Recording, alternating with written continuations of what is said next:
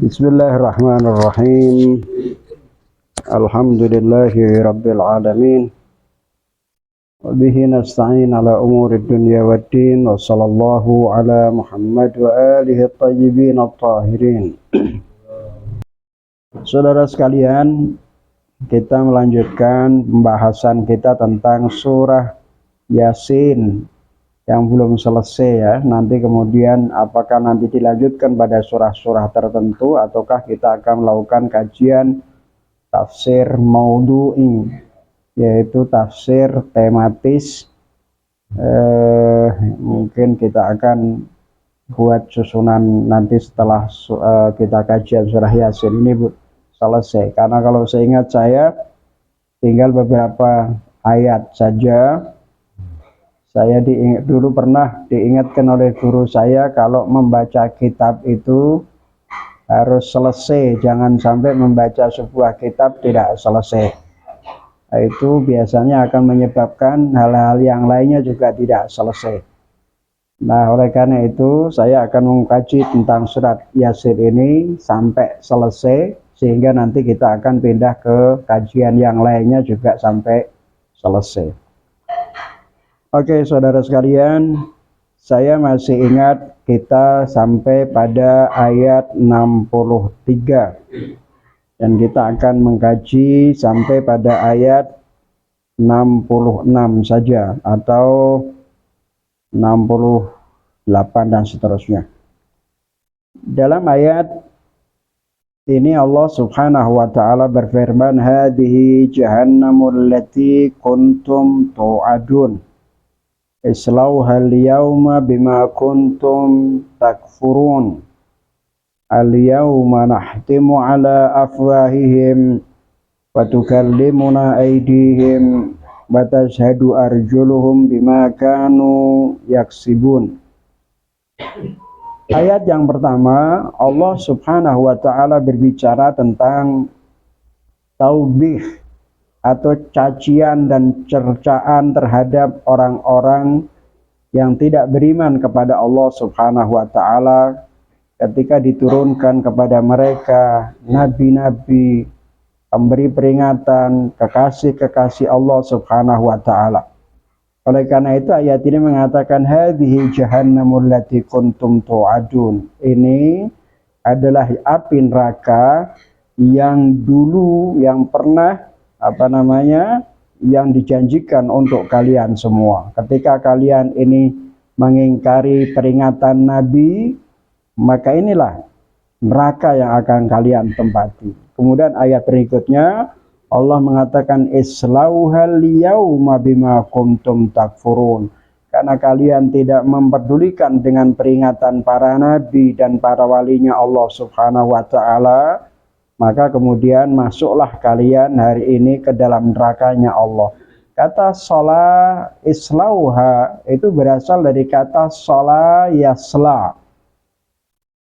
Isla artinya adalah api yang menyala. Artinya masuklah engkau dalam api nerakanya Allah Subhanahu wa taala yang sangat menyala itu hari ini, yaitu bima kuntum takfirun, karena perbuatan kalian telah mengingkari adanya peringatan-peringatan tersebut. Kalau tidak salah ini pernah kita bahas panjang lebar. Kemudian ayat berikutnya Allah Ta'ala mengatakan al-yawma nahtimu ala afwahihim wa tukallimuna aydihim wa tashhadu arjuluhum bima kanu yaksibun. Allah Subhanahu wa taala dalam ayat ini berbicara tentang orang-orang yang mengingkari peringatan Nabi.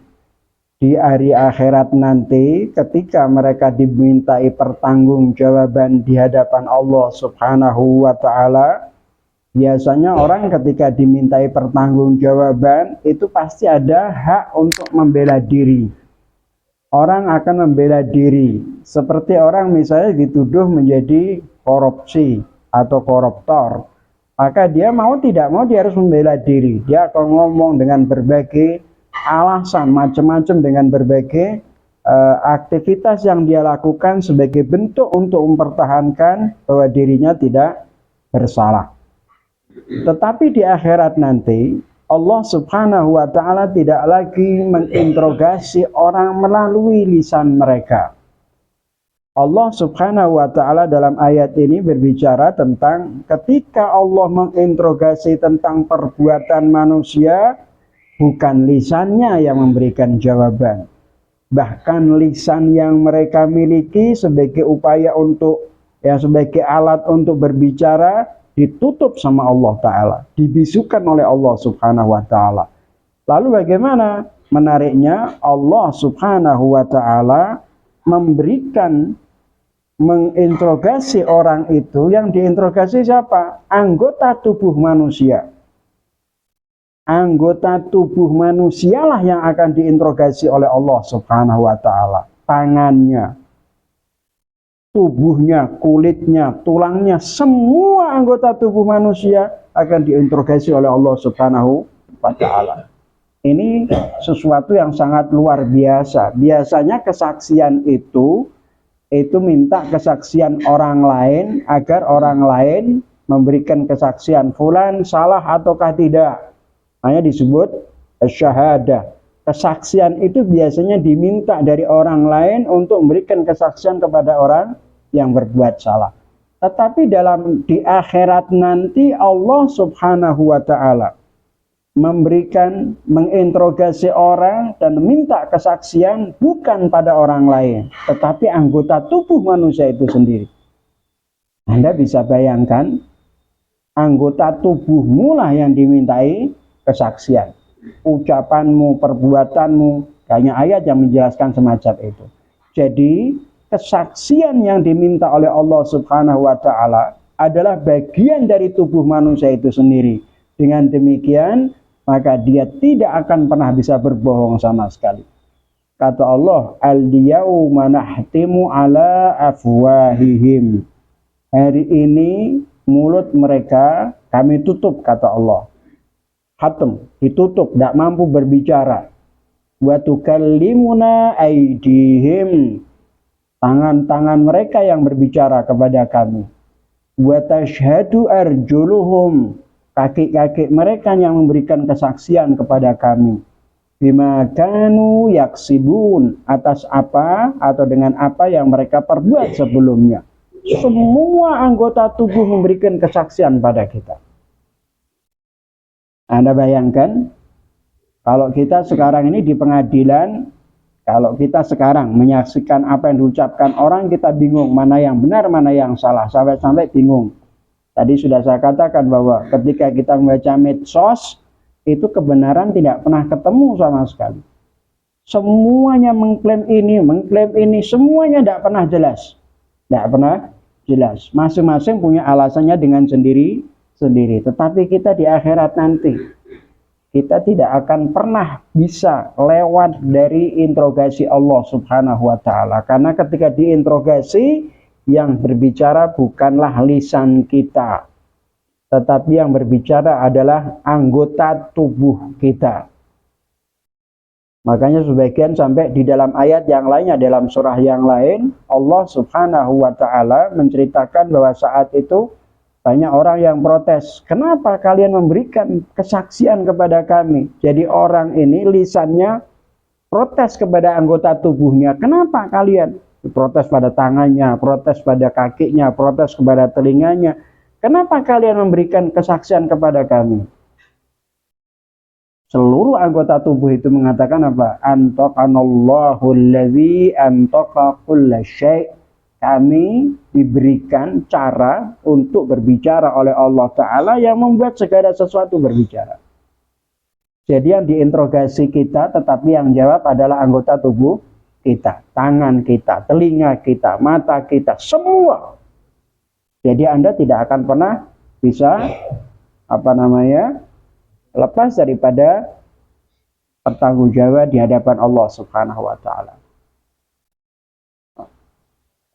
Baik, kemudian disebutkan di sini al-yauma nahtimu ala afwahihim wa tukallimuna aydihim wa tashhadu arjuluhum bima kanu yaksibun. Bayangkan, tentu ketika anggota tubuh ini berbicara, itu bukan karena kehendak tubuhnya, Misalnya tangan ditanya, tiba-tiba dia berbicara. Itu bukan kan, tangan ini kan sesuatu yang tidak bisa berbicara kan?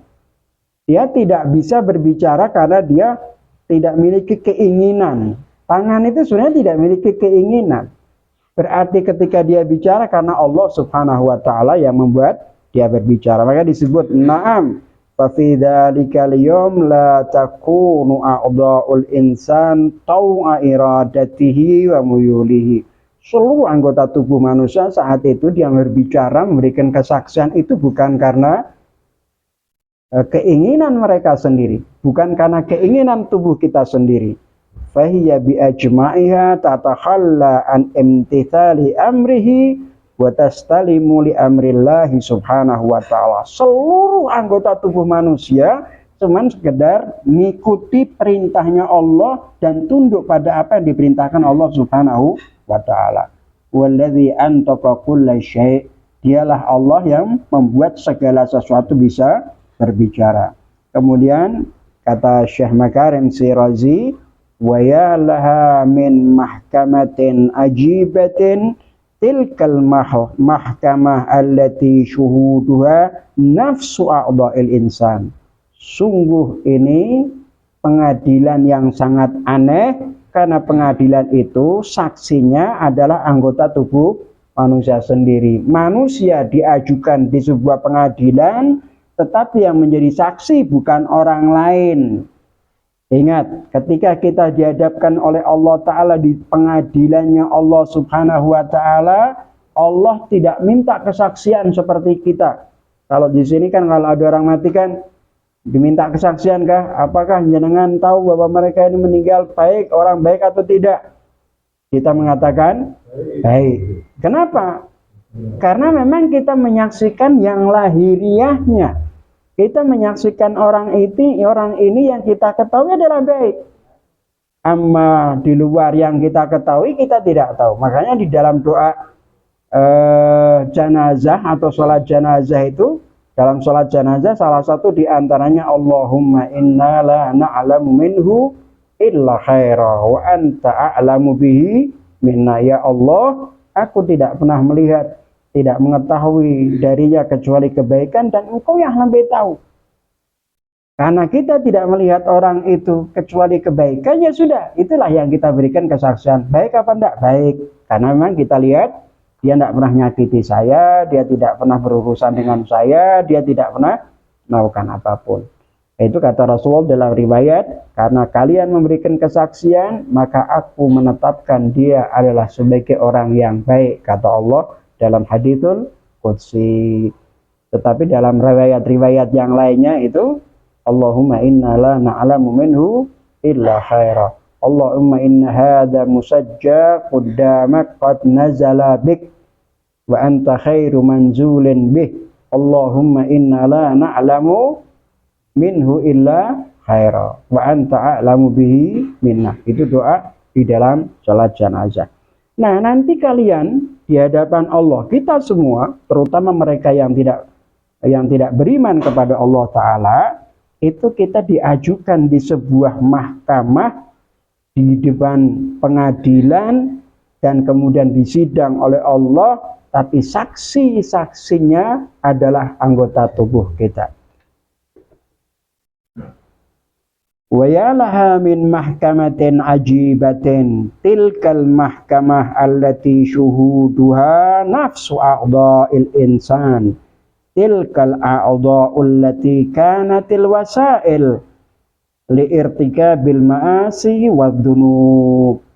Anggota tubuhmu dimintai sebagai saksi. Padahal semua anggota tubuhmu ini dulu yang pernah kita jadikan sebagai sarana untuk bermaksiat kepada Allah Ta'ala. Orang memukul orang dengan tangan, dengan apa? Dengan tangan kita. Menendang orang dengan kaki kita. Merasani orang dari lisan kita.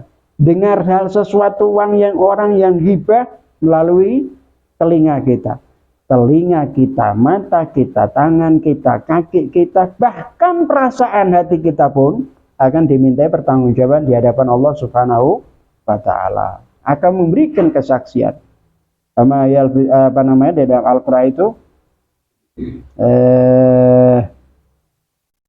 Dalam sebuah ayat, saya seringkali membaca ayat itu, saya lupa itu, bahwa Allah Ta'ala minta pertanggungjawaban semua yang kita ucapkan dan semua yang ada dalam hati kita akan dimintai pertanggungjawaban oleh Allah Subhanahu wa taala. Wal fuada kullu ulaika kana anhu mas'ula. Apa ayat sebelumnya itu? Perasaan, hati, semua akan dimintai pertanggungjawaban. Tilkal a'dha allati kanatil wasailu liirtikabil ma'asi wad-dunub.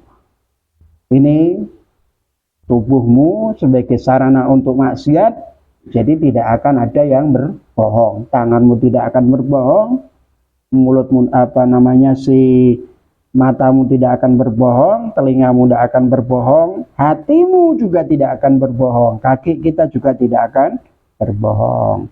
Inilah kenapa kita akan dimintai pertanggungjawaban di hadapan Allah Subhanahu wa taala.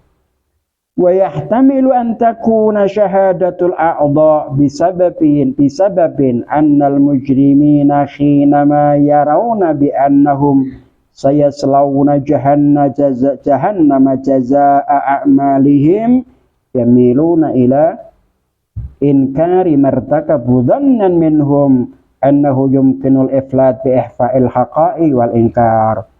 Bisa jadi kenapa penyaksian ini diberikan, katanya bisa jadi karena orang-orang yang dosa, para pelaku dosa itu ketika mereka menyaksikan akan dimasukkan ke dalam nerakanya Allah sebagai balasan dari perbuatan mereka, kemudian mereka cenderung untuk mengingkari apa yang mereka perbuat. Nah, karena mereka ini mengingkari apa yang mereka perbuat, dia berharap kalau mengingkari itu berarti dia akan selamat. Tidak. Oleh karenanya Allah Subhanahu wa taala meminta pertanggungjawaban bukan melalui lisannya, tetapi minta kesaksian tanganmu, kakimu, matamu, telingamu. Nah, itu. Tapi saudara sekalian, disebutkan di dalam riwayat itu, kalau orang beriman kepada Allah Ta'ala itu tidak akan dimintai kesaksian dari anggota tubuhnya. Dalam riwayat semacam itu, karena dalam Al-Quranul Karim itu disebutkan bahwa orang-orang mukmin kelak nanti akan menerima catatan kitabnya itu dengan tangan kanannya, sehingga dia sudah bisa membaca apa yang akan sedang terjadi. Sementara orang kafir, dia tahu apa yang akan terjadi, bahwa dia akan masuk neraka, maka dari itu kemudian dia berusaha untuk mengingkari perbuatan mereka. Karena mereka menganggap bahwa itu mengingkari perbuatan mereka akan selamat, maka kemudian Allah Subhanahu wa taala ingin membuktikan bahwa mereka tidak akan pernah selamat dari neraka. Apapun alasan yang kau inginkan, tetap tidak diterima. Dengan alasan apa? Anggota tubuhnya telah memberikan kesaksian. Kalau Anda ditanya, apakah Anda yang korupsi sekarang ini? Tidak. Saya tidak ngambil 1 miliar pun, bahkan sepeser pun. Allah Subhanahu wa taala kemudian ngomong, ya fulan, wahai mantan menteri, benar enggak? Tangannya. Ya fulan, wahai tangannya menteri fulan, benar enggak? Kamu udah ikut ngambil korupsi itu. Tangan ngomong, iya ya Allah, akulah yang membuka kuncinya. Terus telinga ini mengatakan, iya, aku mendengarkan dari orang yang pernah memberikan uang itu. Mata mengatakan, aku menyaksikan bahwa fulan itu pernah memberikan uang kepadanya. Kakinya juga begitu, betul. Saya yang mengantarkan dia ke bank itu. Jadi semua bingung, loh kenapa kok kalian memberikan kesaksian? Ternyata apapun alasan, pengingkaran itu tidak akan bisa terjadi karena semua anggota tubuhnya memberikan kesaksian.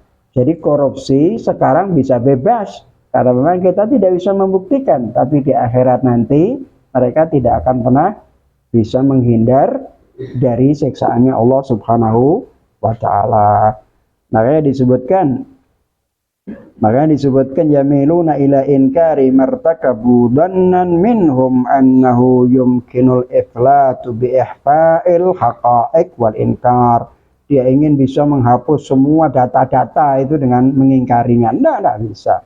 Illa anna al-a'dha tabda'u huna bisyahadah. Anggota tubuh mulai memberikan kesaksian. Al-amrul ladzi yuthiru ajaba ulaikal mujrimin wa wahsyatahum wa yaqliq alaihim jami'a turuqil firar wal khalas. Sudah, tidak ada jalan keluar, tidak ada jalan bebas. Mau tidak mau dia harus masuk nerakanya Allah Subhanahu wa ta'ala. Saudara sekalian, meskipun ini Allah berbicara tentang orang-orang yang tidak beriman kepada Allah, tapi ingat, di sisi lain Allah Ta'ala ketika berbicara tentang orang mukmin itu, mereka akan menerima catatan dari catatan dari melalui tangan kanannya, tetapi keimanan seseorang itu ada tingkatan-tingkatannya. Nah, kita tidak pernah tahu tingkatan keimanan kita ini seperti apa. Kita ini termasuk mukmin yang betulan ataukah tidak, kita masih belum mengerti. Jadi tetap saja besok kita akan dimintai pertanggungjawaban kita di hadapan Allah Subhanahu wa ta'ala. Di antaranya nanti dalam ayat-ayat yang lainnya itu disebutkan misalnya kulitnya pun memberikan kesaksian. Kulitmu loh, lulangmu itu memberikan kesaksian. Semua akan memberikan kesaksian. Jadi jangan pernah merasa bahwa diri kita ini aman dari siksaannya Allah Subhanahu wa ta'ala. Oleh karena itu kita senantiasa diminta untuk selalu membaca istighfar kepada Allah, memohon ampun. Apabila dosa kita sama Allah, maka melalui istighfar setiap hari 100 kali Allah akan mengampuni dosa-dosa kita. Atau membaca sholawat 100 kali tiap hari, Allah Subhanahu wa ta'ala akan mengampuni dosa kita dan juga memberikan kemudahan di saat kita menghadap kepada Allah Subhanahu wa ta'ala. Oleh karena itu, jangan pernah disepelekan untuk itu. Kemudian dalam tafsir ini berbicara tentang amma an kaifiyati nutqi tilkal a'dha fasammatu tafsiratin wa ihtimalatin adidah. Bagaimana sih caranya anggota tubuh kok bisa ngomong? Nah, itu para tafsir, para ahli tafsir, para ulama tafsir, ada beberapa kemungkinan. Pertama, innallaha subhanahu wa ta'ala yaj'alu fi kulli wahidin min tilkal a'dha al-qudrata 'ala takallum wa syu'ur. Yang pertama, bisa jadi Allah Subhanahu wa ta'ala menjadikan kemampuan untuk berbicara dan berperasaan pada sesuatu. Artinya sesuatu itu diciptakan oleh Allah Subhanahu wa ta'ala sehingga dia punya kemampuan untuk berbicara dan punya perasaan.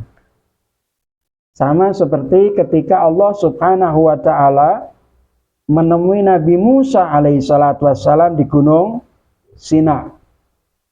Ketika Allah Subhanahu wa ta'ala memerintahkan Nabi Musa alaihissalatu wassalam ke Sina, maka kemudian Allah sampai Nabi Musa disebut sebagai kalimullah, orang yang berbicara dengan Allah Subhanahu wa ta'ala. Apakah benar bahwa Nabi Musa itu berbicara dengan Allah, bertemu Allah dan berbicara?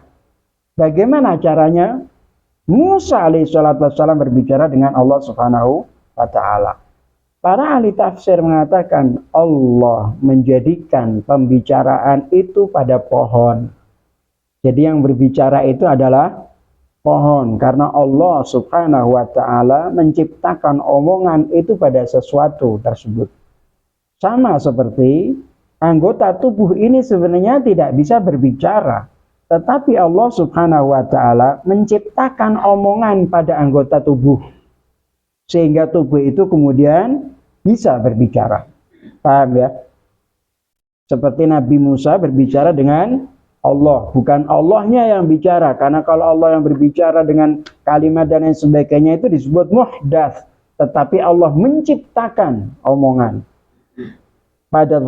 pada sesuatu, pada benda, yang benda itu kemudian berbicara kepada Nabi Musa alaihissalatu wassalam. Nah, itu yang pertama. Dia bilang, wahya taqumu binaqlil haqiqati bisidqin. Karena benda itu diciptakan untuk bisa berbicara, maka dia menukil, mentransfer kebenaran itu dengan jujur. Wa ma huwal ajab min dzalika. Tentu tidak ada yang heran. Memang Allah Ta'ala punya kuasa untuk menciptakan omongan di tempat anggota tubuh itu. Faman ja'ala fi qit'atin minal lahmi al-musammah lisan aw mukhul insan al-qudrata 'ala an-nutq yastati'u an yaj'ala hadhihi al-qudrata fi sa'iri a'dha'il badani aidan. Kalau Allah Ta'ala mampu membuat lisan yang semacam ini itu bisa berbicara, maka wajar saja Allah Ta'ala bisa menciptakan anggota tubuh juga berbicara. Itulah kekuasaan Allah. Itu cara pertama. Cara yang kedua bagi para ahli tafsir, bahwa anggota tubuh berbicara memberikan kesaksian itu seperti apa. Yang kedua disebutkan anna tilkal a'dha la tu'til idrak wasyu'ur walakin Allah subhanahu wa ta'ala yuntiquha wa fil haqiqah fa inna tilkal a'dha satakunu mahallan lidzuhuril kalam wa inkishafil haqa'iq biidznillah. Hampir sama ini dengan yang pertama. Jadi anggota tubuh itu sebenarnya tidak punya perasaan, dia tidak memiliki pemahaman. Wah, anggota tubuh, anggota kita, tangan ini kan tidak berpikir, ya kan? Tidak berpikir, tidak melihat. Saya melihatkan mata kita yang kemudian mengarahkan anggota tubuh kita untuk berbuat sesuatu. Tetapi Allah Ta'ala lah yang membuat anggota tubuh itu berbicara sehingga bisa mengungkap sesuatu hakikat yang dilakukan oleh manusia. Ala kulli hal, itu kira-kira semacam itu. Intinya saudara-saudara sekalian, bahwa seluruh anggota tubuh manusia kelak di akhirat itu semuanya sepakat bahwa akan memberikan kesaksian kepada kita semua. Jadi tidak ada sesuatu apapun yang kita lakukan, yang kita pikirkan, bahkan yang kita hayalkan, kecuali semuanya akan tercatat dan semuanya akan kita berikan kesaksian di hadapan Allah Subhanahu wa Ta'ala. Tidak akan ada orang yang bisa menyelamatkan mereka kecuali orang-orang yang mencintai Ahlul Bait Rasulullah sallallahu alaihi wasallam. Misalnya di telinga, mata, kulit itu dalam surat Fussilat ayat 20 itu Allah Ta'ala begini, hatta idza ma ja'uha syahida alaihim sam'uhum wa absaruhum wa juluduhum bima kanu ya'malun. Hatta, sehingga ketika mereka itu masuk ke dalam nerakanya Allah Subhanahu wa Ta'ala, maka telinganya akan memberikan kesaksian, matanya akan memberikan kesaksian, wa juluduhum, kulit-kulit mereka yang ada dalam tubuh kita ini akan memberikan kesaksian. Ya Allah, kulit ini akan berkata, ya Allah, aku diciptakan, dibesarkan dan digemukkan dari sesuatu yang haram. Akan berbicara. Kemudian di dalam surah An-Nur ayat 24 itu juga Allah mengatakan begini, wa yauma tasyhadu alaihim alsinatuhum wa aydihim wa arjulihim. Lisannya itu juga memberikan kesaksian. Dalam hal ini seorang para ahli tafsir mengatakan tadi katanya ditutup, kok sekarang bicara lisannya. Tadi kan nahtimu ala al-yauma nahtimu ala al-sinatihim. Katanya mulutnya ditutup, kok sekarang bicara. Ternyata para ahli tafsir ada dua kondisi. Pertama ditutup, kemudian seluruh anggota tubuhnya memberikan kesaksian. Yang kedua setelah itu, kemudian lisannya pun disuruh berbicara. Tetapi karena seluruh anggota tubuhnya sudah memberikan kesaksian yang tidak bohong, maka lisan pun akhirnya tidak bisa berbohong pula.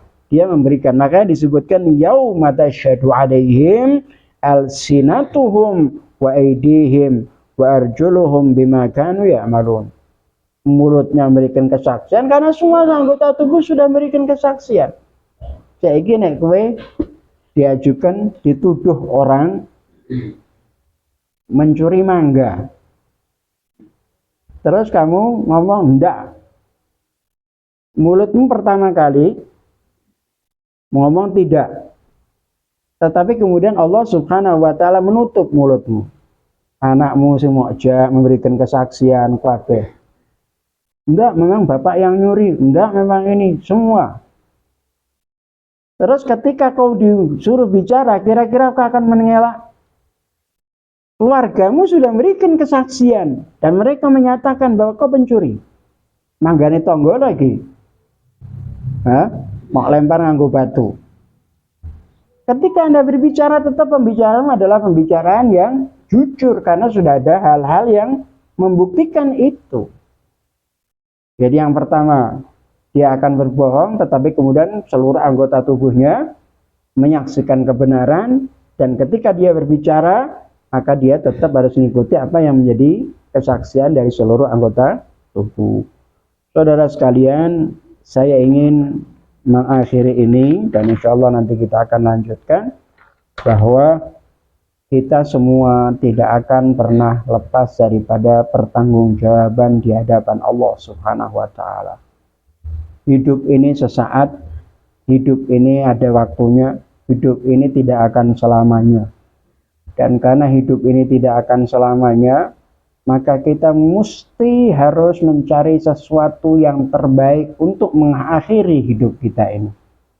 Suatu hari Rasulullah Shallallahu Alaihi Wasallam tidur di atas tikar yang sangat kasar. Kemudian Rasulullah terbangun dari tempat tidurnya itu, di tulang iganya nampak bekas daripada tikar yang dia gunakan itu. Lalu seorang sahabat berkata kepada Rasulullah, "Ya Rasulullah, maukah sekiranya aku buatkan kasur agar engkau bisa tidur nyenyak dan nyaman?"